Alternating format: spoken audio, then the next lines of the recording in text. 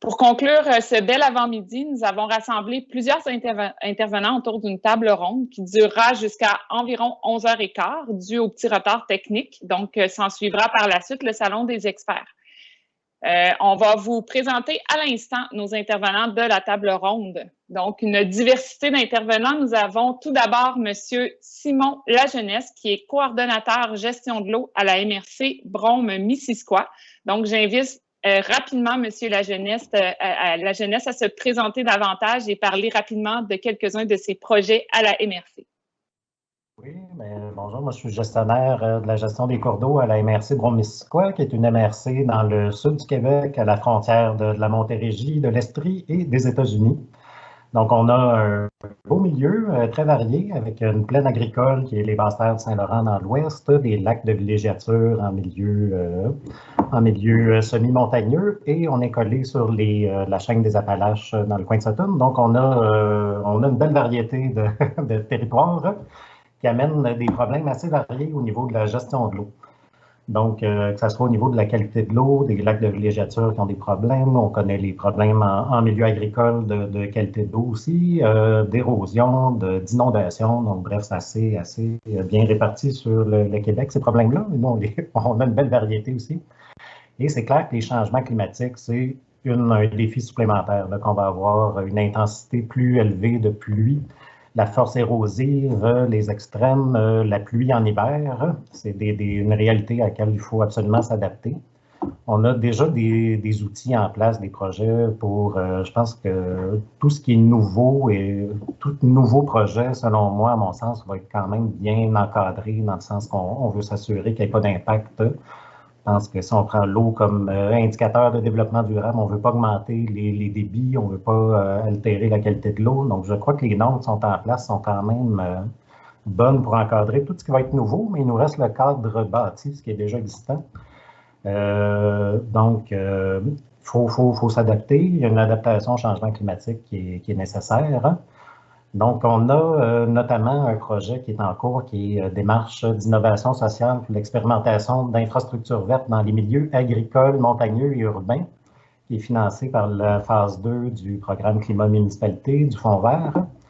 Donc, c'est le projet d'adaptation au changement climatique, démarche d'innovation sociale, on construit ça avec la population. Donc, en fait, c'est 3 projets. On a notre milieu agricole, qui est assez classique, avec des cours d'eau qui sont redressés, linéarisés, qualité de l'eau qui est mauvaise, peu de biodiversité, très uniforme comme habitat. Donc, on réaménage le cours d'eau pour faire un chenal à 2 niveaux, qui est un type d'aménagement qui est plus stable, avec plus de biodiversité. Normalement, devrait améliorer la qualité de l'eau, avec toute une approche agronomique aussi pour l'aménagement des terres. Donc, tout le bassin versant, donc tout ce qui peut être fait comme captation, infiltration de l'eau, captation des sédiments avant qu'ils arrivent dans le cours d'eau. On a, en milieu montagneux, c'est tout le bassin versant qui s'égoutte vers le lac d'Avignon à Cowansville, qui est la source d'eau potable de Cowansville. Là, c'est un milieu qui est forestier, mais très montagneux. Donc, ce qu'il faut gérer, c'est vraiment l'érosion, la topographie, les apports de sédiments. L'idée, c'est de mettre à la source à peu près 750 ouvrages pour ralentir la vitesse d'évacuation de l'eau, des seuils, des trappes à sédiments, donc au-delà de 150 trappes à sédiments, capter les sédiments avant qu'ils rentrent dans le réseau hydrographique le plus proche possible pour que l'eau ait jamais le temps de prendre la vitesse puis avoir une force érosive. Il y a un accompagnement aussi, campagne de sensibilisation, toujours en partenariat avec les gens du milieu, donc un patrouilleur qui va voir les terres privées, tout ce qui est travaux de remaniement des sols, les mesures de contrôle de l'érosion sont importantes, donc toute une campagne de sensibilisation puis d'application de la réglementation à cet effet-là. Et le 3e sous-projet est en milieu urbain dans la ville de Bedford, assez classique, donc milieu urbain assez imperméabilisé. Petite ville, un peu plus de 2000 habitants, avec juste des réseaux unitaires qui sont rendus un peu désuets, mais pas de moyens financiers pour faire des changements majeurs. Donc, l'idée, c'est toujours gérer l'eau de pluie à la source. Il y a une campagne de sensibilisation encore, comment aider chacun des propriétaires à gérer l'eau sur son terrain. Il y a une réglementation pour le débranchement des gouttières qui est en place. des incitatifs financiers, de l'aide technique. Et il y a aussi 3 rues qui vont être aménagées avec de la biorétention, une autre avec des noues, une autre avec retrait de superficie imperméable. Des plans concept pour les grands secteurs aussi commerciaux déjà bâtis, donc qui vont permettre d'aller voir nos besoins de rétention des eaux pluviales dans nos grands secteurs imperméabilisés, puis d'avoir déjà des concepts pour aller négocier, discuter avec les propriétaires pour trouver des mesures, voir comment on peut mettre en place les mesures. Dans tous les milieux, il y a un suivi expérimental. Donc, on met en place les infrastructures vertes, mais on a enfin les moyens et l'expertise pour faire un suivi complet de est-ce que ça marche, est-ce que ça remplit ses promesses, est-ce qu'on est... Donc, on va avoir des résultats empiriques qu'on souhaite diffuser largement. Donc, d'ailleurs, Réseau Environnement, la ROBVQ, nos OBV locaux, c'est-à-dire Yamaska et de la Baie-Missisquoi, sont partenaires du projet. L'idée, c'est de diffuser les résultats. Tous les outils qu'on crée, on veut les rendre disponibles là, pour les autres régions aussi. Donc, ça conclut pour moi. C'est des projets, nos projets. Il y en a beaucoup, mais il faut rester dans le temps disponible. Ah ben merci beaucoup, M. Lajeunesse. C'est vraiment un exemple concret là, de MRC qui s'adapte, qui est une MRC résiliente là, avec ce qui s'en vient en matière d'adaptation des changements climatiques. Et on a aussi avec nous Mme Stéphanie Lord, qui est conseillère en environnement à la MRC de Nicolet-Yamaska. Donc, Mme Lord, je vous laisse la parole. Oui, bien bonjour. En fait, je vais vous présenter notre principal outil à la MRC Nicolet-Yamaska, le plan de transition écologique. En fait, le plan de transition, il découle de l'adoption par le Conseil des maires en janvier 2019. Ah, merci. De l'adoption en janvier 2019 d'une résolution en faveur de l'urgence climatique. Donc, c'était vraiment une volonté de nos élus de rapidement aller dans l'action. Donc, moins d'une année plus tard, en novembre 2019, on est arrivé avec le plan de transition écologique. L'objectif, c'est d'accroître la résilience de notre communauté face au changement climatique, mais également d'entamer une transition tant économique que sociale de la façon de vivre le territoire de Nicolet-Yamaska.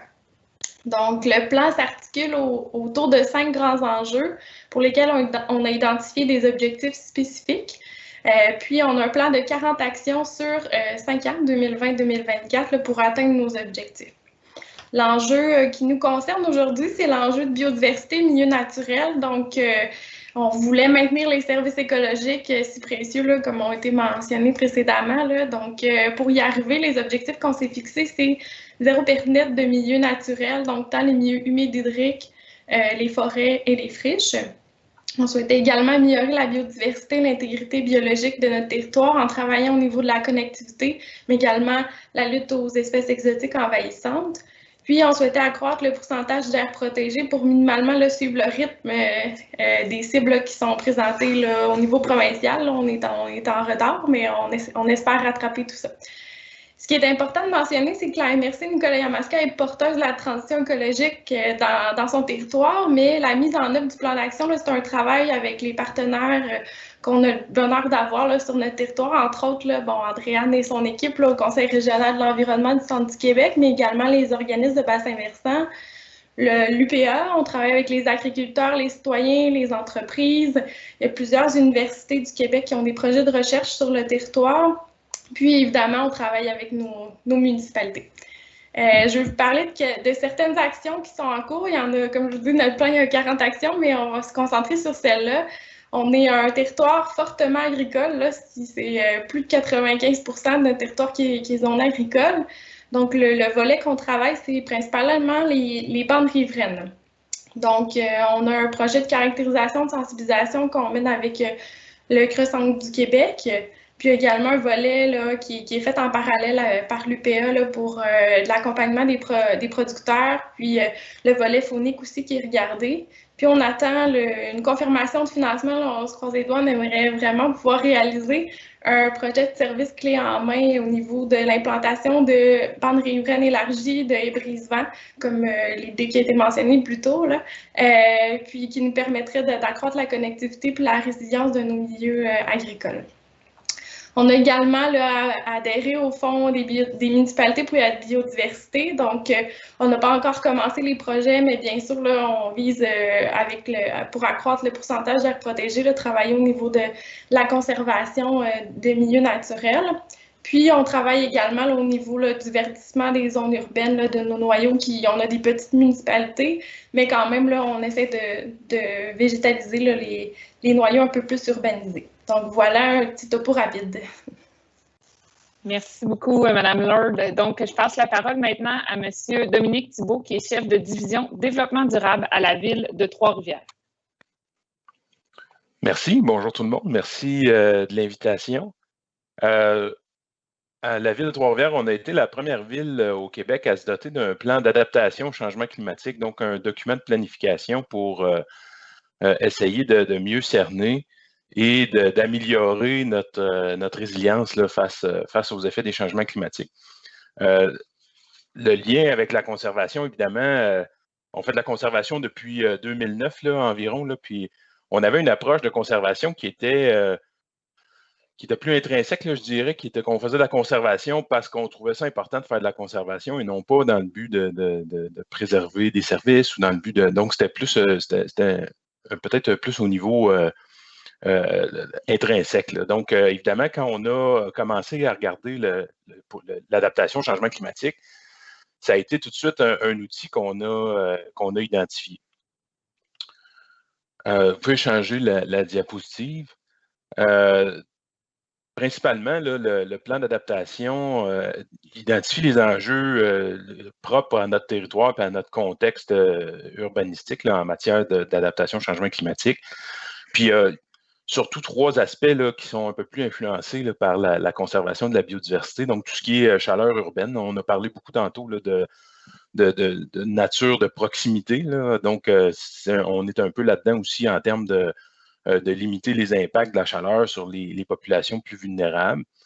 La question de la gestion des eaux pluviales aussi, qui devient par conséquent la gestion des eaux usées là, par la suite dans la cascade du réseau de gestion des eaux. Et l'intégrité des bandes riveraines, donc qui nous donne aussi beaucoup de bénéfices, là, autant au niveau opérationnel dans les activités de la ville qu'au niveau de la résilience de la communauté. Donc, aujourd'hui, on peut dire que la conservation dans notre plan d'adaptation au changement climatique est vraiment un outil d'adaptation, donc est un outil qui nous sert à améliorer notre résilience face au changement climatique. Diapositive suivante, s'il vous plaît. Où on en est aujourd'hui, donc notre plan d'adaptation a presque 10 ans, 2013, donc on est à l'heure de le mettre à jour. On a commencé ce chantier-là avec différents étudiants là, qui préparent la révision. On devrait être capable d'en faire une réelle actualisation là, dans le courant de l'année, peut-être 2022. Là. Donc, on commence déjà à travailler là-dessus. Et en termes d'intégration de la conservation des milieux conservés, ben on adopte un peu plus l'approche fonctionnaliste, là, donc de regarder les fonctions, les bénéfices qu'on reçoit de ces milieux-là. On est en train donc d'intégrer les milieux naturels conservés dans notre structure de gestion des actifs. Ça va nous permettre, entre autres, de mettre les bénéfices, les co-bénéfices dont parlait M. Duprat tantôt, un peu sur le même pied d'égalité que les autres services qui sont rendus par les infrastructures municipales classiques. Là. Donc, c'est quand même un exercice qui n'est pas simple, là, mais qui est très intéressant à réaliser. Donc, c'est un petit peu là qu'on est rendu. Ça termine la présentation pour tout de suite, là, puis j'ai hâte de passer aux questions. Ah oui, moi aussi, merci Dominique, j'ai aussi hâte de passer aux questions. Donc, il nous reste une dernière panéliste, Johanna Eken, directrice de programme d'adaptation changement climatique au Centre Intact d'adaptation au climat. Merci, Andréane. Mais c'est un plaisir d'être avec vous. Alors, moi, je suis au Centre d'Intact d'adaptation au climat, basé à l'Université de Waterloo. Puis le nom, c'est Intact parce que notre premier donateur, c'est Intact Assurance. Alors, aujourd'hui, je voulais parler un peu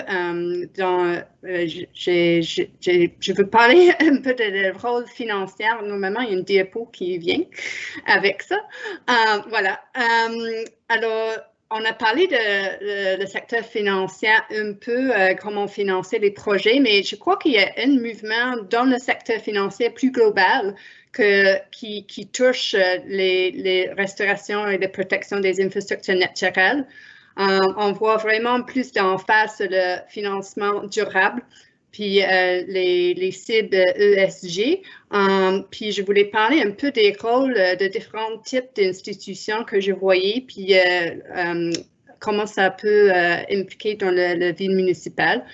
Alors, premièrement, les investisseurs institutionnels, de plus en plus avec la finance durable, cherchent les opportunités pour augmenter le capital naturel.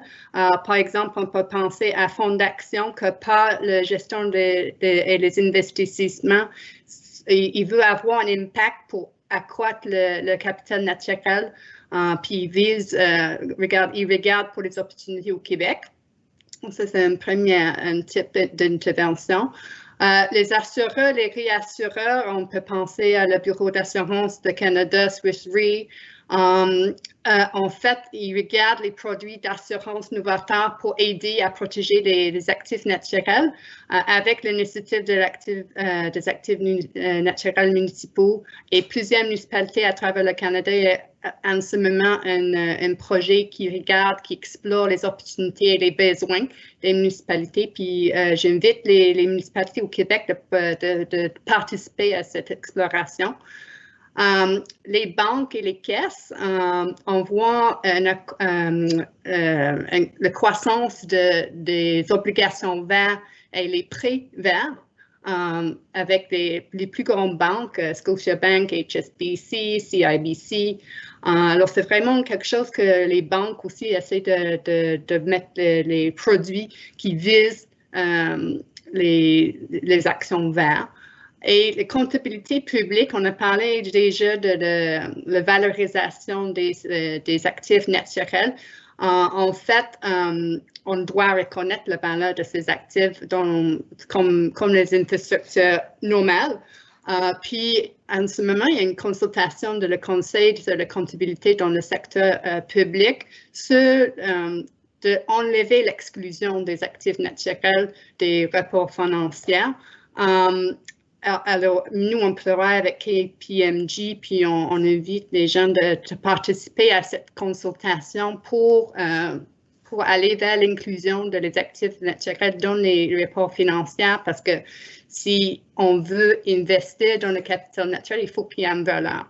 Alors, le global, on va vers une économie verte basée sur la nature. J'ai mis au centre de diapo, il y a le capital naturel et notre économie est basée sur ça. Alors, l'idée, c'est que ça doit être intégral à notre économie et pas quelque chose à part.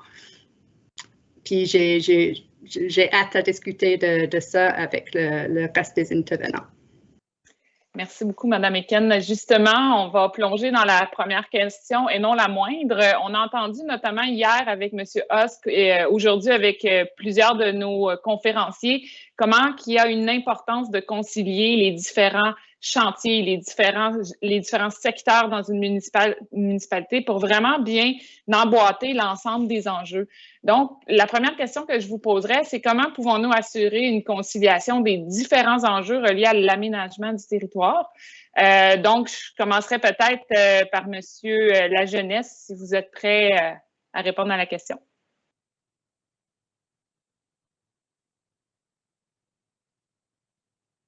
Je pense que votre son n'est pas activé. Encore un grand classique, je m'excuse.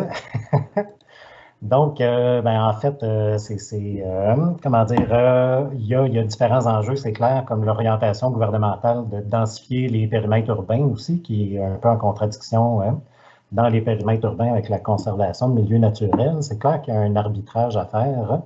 Il y a des choix. On va avoir des choix collectifs à faire là, dans tout ça. Là, je pense que tout le monde sait qu'il y a l'exercice d'élaboration des plans régionaux de protection des milieux humides et hydriques qui sont en cours. Il y a beaucoup de MRC, comme la nôtre, qui ont étendu l'exercice à tous les milieux naturels, là. Donc, plan de protection des milieux naturels, c'est vraiment, comment dire, selon moi, la réflexion, elle se passe là maintenant à une échelle régionale, une échelle de bassin versant. On a des périmètres urbains aussi qui sont là. On a la valeur, dans le fond, écologique de nos milieux humides va être établie selon des critères quand même scientifiques en termes de fonction écologique, de biodiversité, de taille, etc. Là, les méthodologies risquent de se ressembler un peu au niveau des valeurs écologiques des milieux. Et là, maintenant, qu'est-ce qu'on fait une fois qu'on a identifié ça? C'est lesquels milieux on a besoin de... lesquels il faut regarder. Si on prend l'exemple des périmètres urbains, tant qu'à moi, il va falloir qu'un milieu soit vraiment important là, pour qu'on veut densifier les périmètres urbains. Donc, on risque on ne peut pas présumer des choix d'aménagement qui vont être faits, qui dépendent beaucoup des élus puis de la population, mais il y a certains milieux qu'on ne peut clairement pas se permettre de perdre, là, qui rendent des fonctions tellement importantes. Là. On va-tu aller enlever ou mérites-tu d'avoir un statut de protection supplémentaire sur un milieu humide qui fait de la rétention des crues en amont d'une zone inondable? J'ai l'impression que le consensus risque d'être assez facile. Là. Donc, mais en même temps, en périmètre urbain, il va falloir que l'exercice soit encore plus solide. Là. Donc, ça veut dire, je pense que c'est tout à fait possible de concilier les usages. C'est clair qu'il y a des choix. Je vous invite grandement à participer aux consultations qui ont lieu dans toutes les régions du Québec présentement, parce que les intérêts privés, on est toujours en terre privée, donc il va toujours y avoir des contestations. Les gens vont faire valoir leurs intérêts, c'est certain. Donc, on vous invite à participer si la protection des milieux naturels là, vous tient à cœur d'aller faire valoir votre voix dans ces exercices-là où on a des choix importants à faire. Puis, ceci dit, on a aussi d'autres outils là, pour avoir des milieux urbains qui sont avec plus de verdure, moins de surface imperméable. Là. Donc, dans certains cas, il faut restaurer, il faut recréer. Donc, je pense qu'il y a moyen d'être créatif, mais il faut le bon usage à la bonne place. Effectivement, M. Lajeunesse, ces choix-là vont être effectivement soumis à l'acceptation sociale notamment. Donc, merci de l'invitation pour tous les citoyens intéressés. Il y a M. Thibault qui veut intervenir. Simplement pour rajouter sur ce que vient de dire M. Lajeunesse, avec lequel je suis tout à fait d'accord, pour faciliter la prise en compte des services écologiques, notamment là, dans les activités municipales, ben, de notre côté, on s'est plutôt basé sur une priorisation faite à partir des compétences municipales. Donc, c'est dommage parce qu'on parle toujours des services plus ontologiques là, sur le développement des personnes, des populations, sur la santé, mais en termes d'intégration dans nos activités, c'est beaucoup plus abstrait.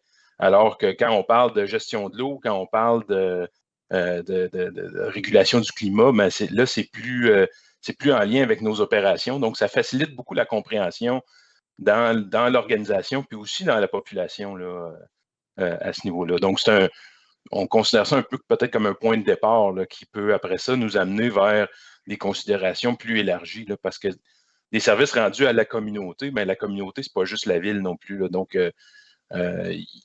c'est un niveau d'intégration, mais c'est pas le seul. Mais effectivement, M. Thibault, c'est un défi collectif. Hein, les milieux naturels, c'est un patrimoine collectif. Donc, est-ce que Mme Lord ou Mme Eakin, vous avez quelque chose à ajouter? Ça va? Parfait. Donc, je vais passer à la prochaine question. Merci beaucoup pour vos réponses. Ce changement, ce défi que représente la conciliation au niveau de l'aménagement du territoire va nécessairement emmener une gestion du changement, notamment, Mme Eakin, vous l'avez expliqué au niveau économique, hein, c'est une gestion de changement incroyable de réfléchir à intégrer la biodiversité au niveau économique. Donc, peut-être que, justement, je vous passerai la parole pour savoir comment cette gestion de changement-là, au niveau économique, elle peut se sentir. Puis après ça, peut-être les autres intervenants peuvent ajouter au niveau là, de la gestion du changement.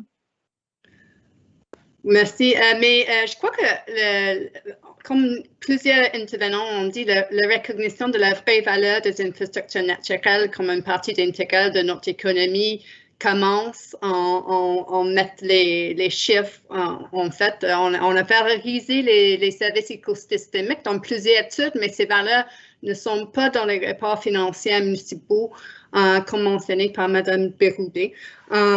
Puis, ce premier pas d'inclure les infrastructures naturelles ou les actifs naturels dans les rapports financiers, je trouve ça assez important. Puis, on voit les risques climatiques, le TFCD est maintenant avec nous, mais on voit aussi que le TNCD, le Task Force for Nature-Related Financial Disclosures, est déjà sur pied. Alors, j'attends qu'il y ait comme plus une pression de divulguer les actifs naturels ou des risques naturels dans notre vie financière.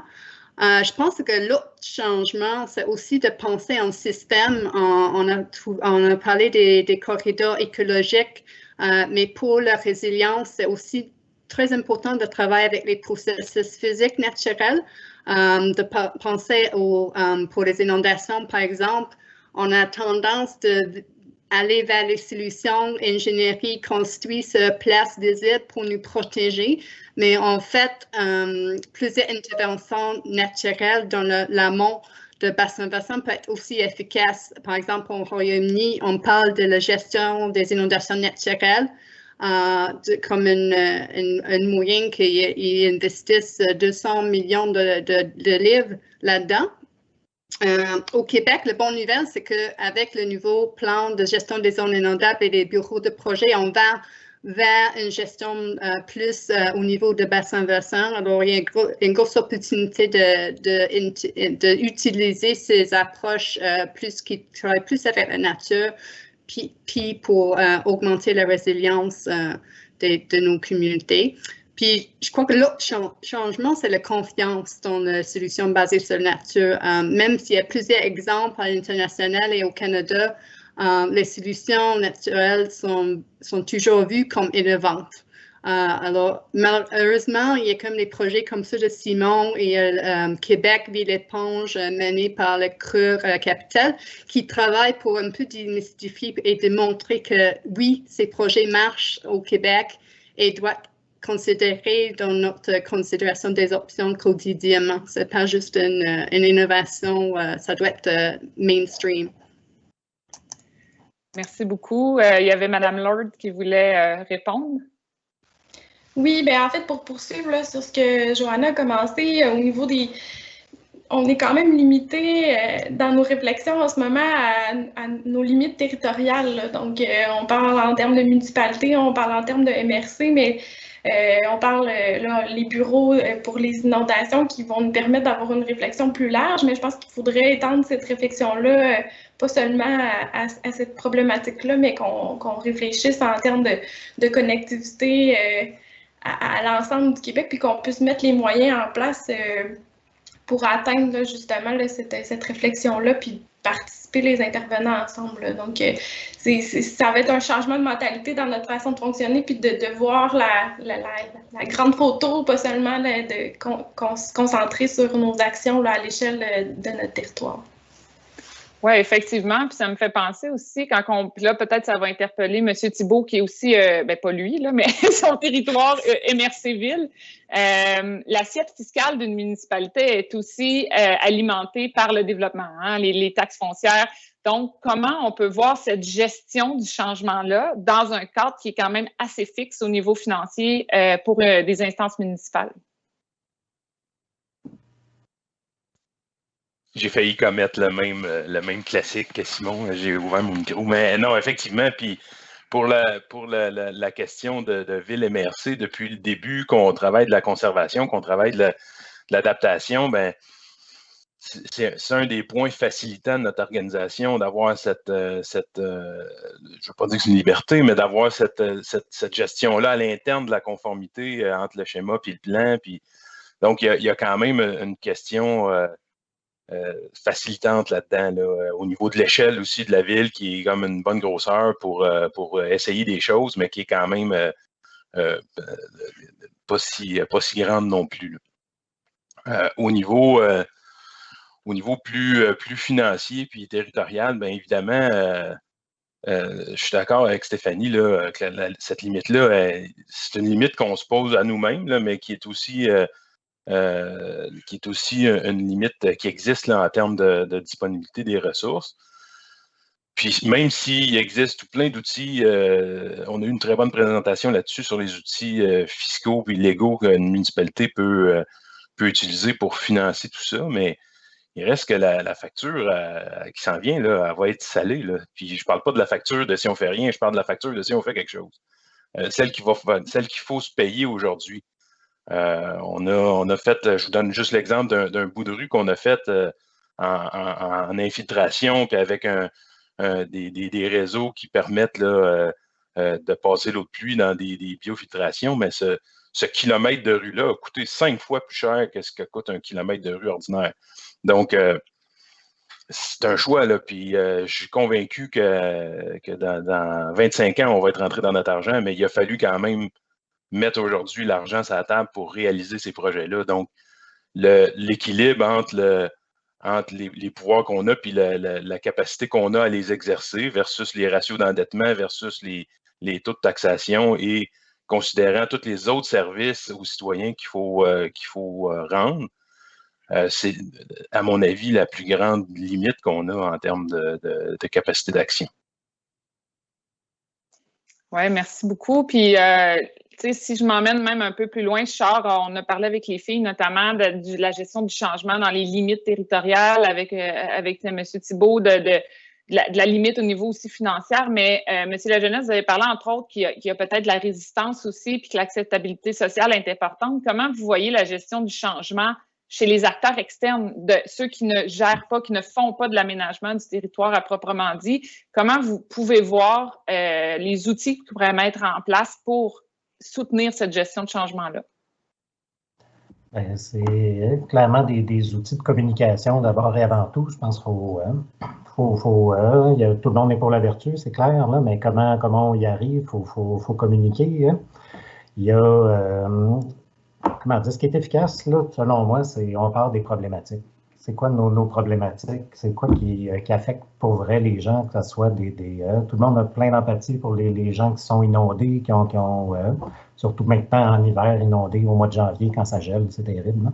Mais bref, tout le monde s'entend qu'il faut faire quelque chose. À partir du moment que le constat est posé, l'inaction n'est pas possible, il faut faire quelque chose, bien là, la discussion s'en va sur qu'est-ce qu'on fait.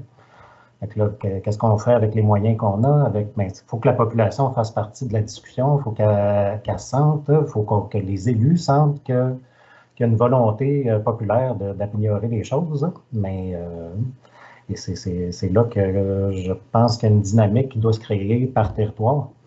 Et le reste suit habituellement relativement, ça se fait tout seul, tout le monde fait ce qu'il peut avec les moyens qu'il y a, mais si tout part de la volonté, puis la volonté va être motivée par régler nos problèmes qui nous affectent pour vrai. Si tu me permets, Andréane, c'était pas clair ce que j'ai dit, mais c'était ça que je voulais dire, au sens où les citoyens, il faut qu'ils soient connaissants de tout ça pour pouvoir accepter qu'on paye pour régler ces problèmes-là. Donc, si on n'est pas connaissant de l'existence d'un problème, puis des conséquences que ça va avoir, comment on peut accepter comme citoyen, puis même moi comme citoyen, comment je peux accepter que ma municipalité utilise l'argent de mes taxes pour régler un problème si je ne le connais pas ou si je ne connais pas l'importance qu'il y a. Donc, je suis tout à fait, encore une fois, d'accord avec Simon. Merci beaucoup. Donc, j'aimerais savoir de quoi ça a l'air quand vous n'êtes pas d'accord, mais ça s'enligne vers une bonne alignement. Ça arrive pas souvent. Donc, il y avait aussi Mme Ekem qui voulait rajouter là, au sujet présent. Oui, je voulais revenir sur les marges, que les infrastructures naturelles sont plus chères que les infrastructures normales ou traditionnelles. Puis, je voulais aussi, ça dépend comment on évalue les bénéfices et les coûts et quelle fenêtre de temps on regarde, puis est-ce qu'on regarde tous les bénéfices? Je crois que c'est ça le problème à ce moment. On est comme fixé sur les coûts immédiats, les résultats immédiats, puis les services assez restreints. Alors, quand on compare les services, les infrastructures gris et verts et tous les bénéfices, les coûts-bénéfices que les infrastructures naturelles apportent, mais c'est là que le cas économique devient plus clair, puis qu'on on doit communiquer ça avec nos citoyens aussi, que c'est pas juste de gérer l'eau qu'ils font, et c'est toute l'apport que cette rue va apporter en santé, en récréation, en amenité publique, de plus que le rue normale. Je crois que c'est ça. Effectivement, merci beaucoup. Puis ça m'emmène à ma seconde question qui est, on parle souvent de fonctions écologiques, de services écologiques quand l'humain rentre en compte. C'est des termes qui sont intégrés même dans nos lois, la loi sur la conservation des milieux humides et hydriques. C'est quand même des sujets abstraits. La science n'est pas encore assez avancée pour vraiment rendre ça quantifiable de façon assez précise.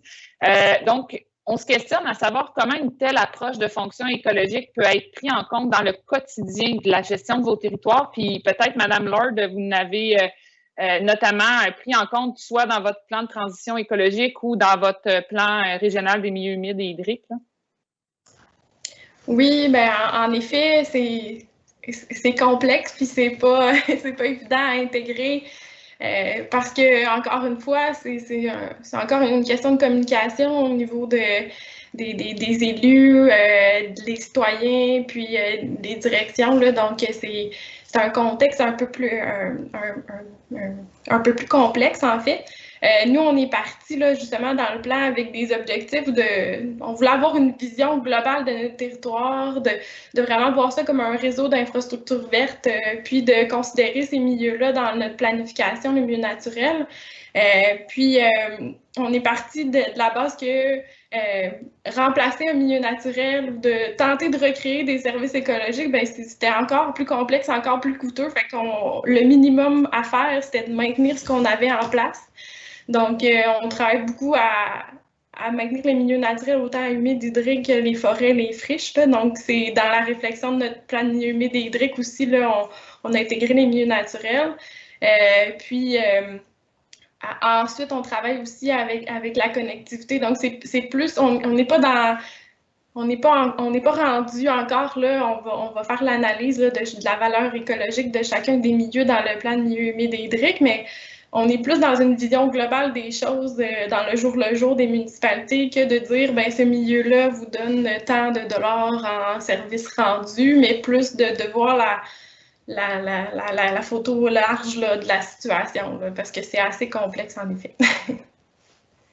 Oui, effectivement. Puis est-ce que parmi nos trois autres intervenants, là, ce concept de fonction écologique, Madame Eken, là, quand vous parlez d'infrastructures vertes, justement, là, comment ça peut être pris en compte?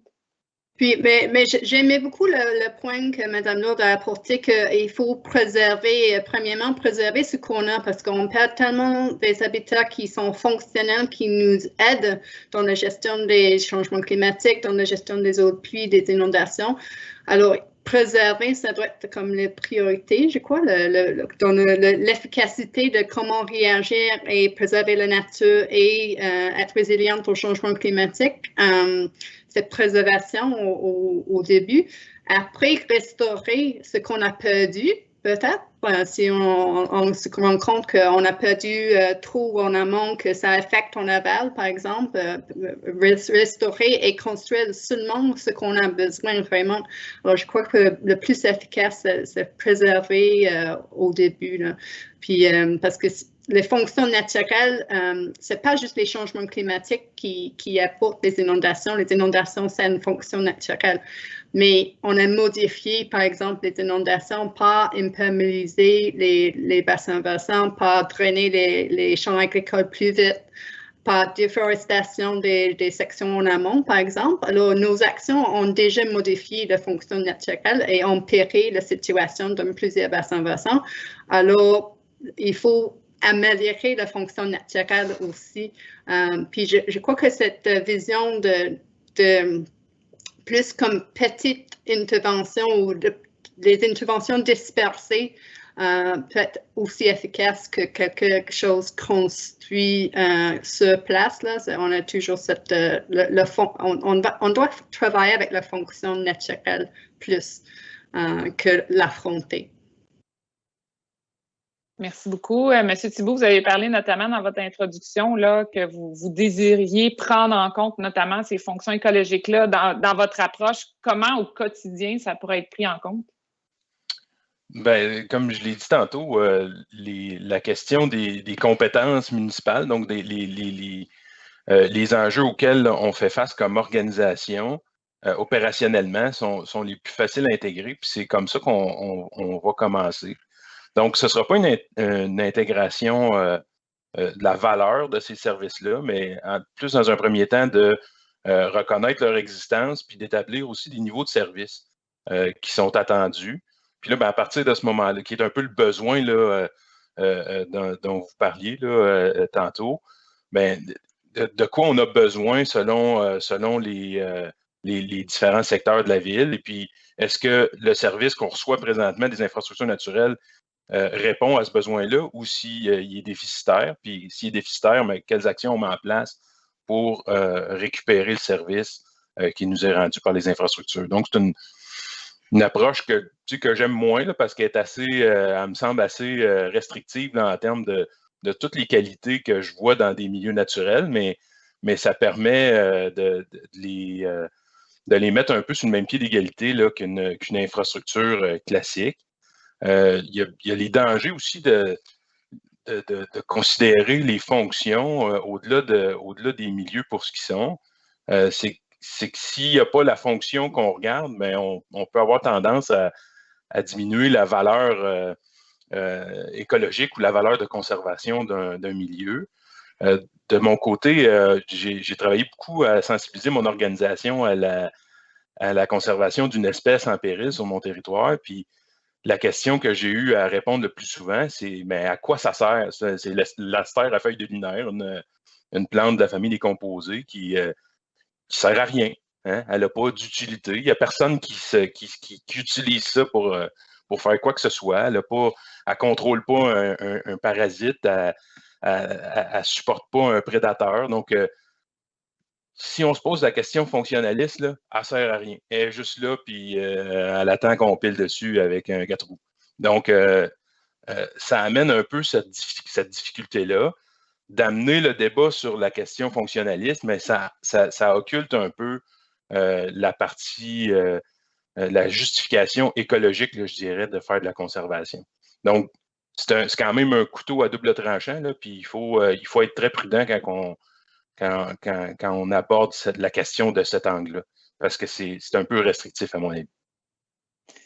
Oui, effectivement, parce qu'on joue un peu à, je pourrais appeler ça Dieu, de choisir justement quelle fonction qu'on veut garder pour l'humain, sans penser à l'écosystème complexe que ça peut représenter. Là. Puis ça, pour les 2 dernières minutes qui restent là, avant d'aller vers les salons des experts, je m'adresserai notamment à M. Lajeunesse en posant la question. Justement, on a abordé avec M. Duprat au début le concept de résilience d'une communauté.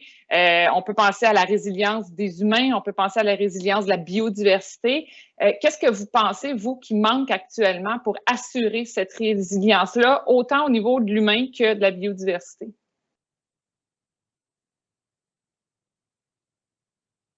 Oh, il va falloir activer votre micro. Ça va devenir un running gag. Mais c'est sûr que les milieux naturels font partie de la réponse, ça c'est clair. Donc, en termes de résilience encore là, c'est quoi nos aléas? C'est quoi les problématiques, là, entre guillemets? C'est normal aussi que les rivières débordent, c'est normal qu'il y ait plusieurs phénomènes naturels.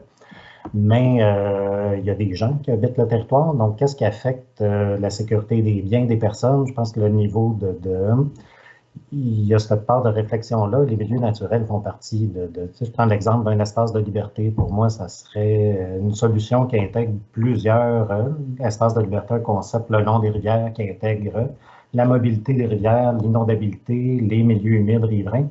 Donc, si on arrive à protéger, là, on ne parle pas de moyens de le faire, il faut le faire dans le respect de tout le monde qui habite là, mais si on arrive à protéger un corridor écologique, on a à la fois une fonction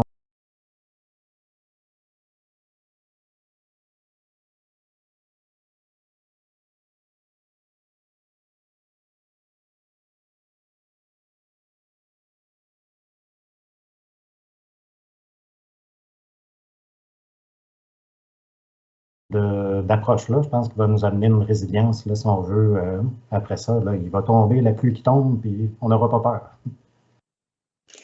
Bien, merci. Je pense que ça clôt là, la table ronde d'aujourd'hui. Vous avez tous complémentarité par votre expertise, le débat, qui en somme, je pense, n'est pas un débat. Tout le monde est d'accord entre eux, qu'il faut vraiment faire une complémentarité entre les différents secteurs de développement, les différents secteurs aussi d'intérêt, autant social, économique, environnemental et de gouvernance.